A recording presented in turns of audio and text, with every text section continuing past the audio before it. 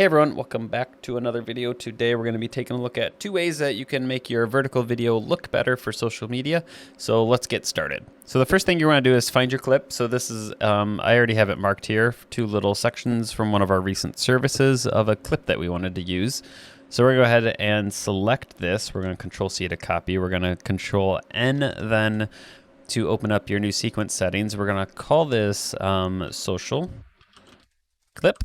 And then over here, before you hit OK, we're going to go to settings. We're going to change this from 1920 to, we're basically going to do the opposite. So we'll go 1080 by 1920. And this will change it to a 9:16 aspect ratio instead of a 16:9 aspect ratio. And then we're going to go ahead and say OK to create that. If you messed up and you didn't do that because you hit OK too fast, you can go up to sequence settings, and then you can change it. So the next thing you're going to do is, of course, paste your clip in there. And then when we go to look at this, you'll see we have our clip here. Now you can export it just like this if you would like, or if you are like me and you like to see the background here, you can click on your clip here. We're going to hold Alt and then drag up, and that will make a copy of the clip. We can then click on the clip again and scale it down a little bit. So we'll go about maybe something about here. Oops, that's a little too far, sorry.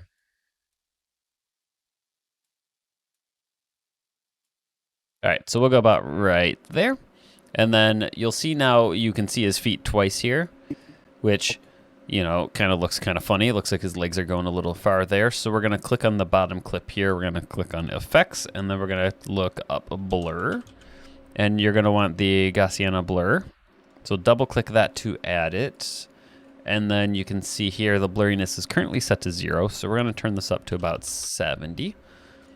And then what that will give you is that will blur the background for you. So depending on what's going on, it will just kind of help. It's better than seeing the black bars like you could have normally, which I think this looks better than that. So once you have this, it looks pretty good, but if you want to, you could add subtitles to the clip. You can do that by going to, we're going to go up here to graphics and titles. We're going to go to new layer, text. That will add a text layer here. And then we will scale, we'll drag this down a little bit to kind of the center-ish area. And then you'll notice on the left in your effects control, you have a text layer here. We'll go ahead and click the drop-down arrow on that. And then you have a whole bunch of text settings like you would in any other text editor. The first thing we're gonna do, we're gonna hit this to center align text. And then that will move our text over just a little bit. So we'll move it back over. That way, depending on what you type, because you're not going to want to remake this text layer every single time, so you can just copy and paste it to add new layers, but then most of the settings will basically stay the same. You'll just be changing your text layer. So what we're going to want to do is you can change the font to whatever you want. I like this one that's called Passion 1. And then we'll use the bold version. And then you'll see here, it makes it a little bit bigger. It's more noticeable.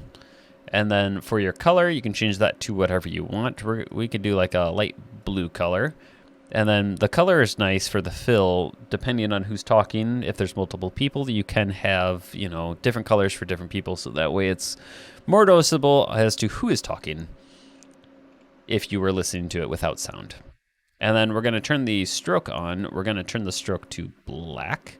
This might depend on whatever color you're using. Black usually works pretty good. And then the width, we're going to turn to about 20. That adds a nice little outline to your text, which is nice. Like if it's a whiter, like a bright background, it helps you notice it a little bit more. It doesn't get as lost in the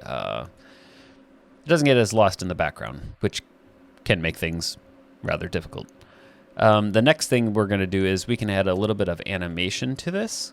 So we'll do just a simple little scale animation. So if we zoom in here, you can see make sure you're at the beginning of your text layer, select it, and then we're going to move about 3 frames. Well, no, we'll move about 4 frames. 4 frames up, and then we will set the scale of the text. So we want the transform here. We'll set that. And then we'll move 4 frames back to the beginning. We'll set this to 0. And then if you click this little arrow here, it'll go back to that keyframe we just made. And then we can go 2 frames forward.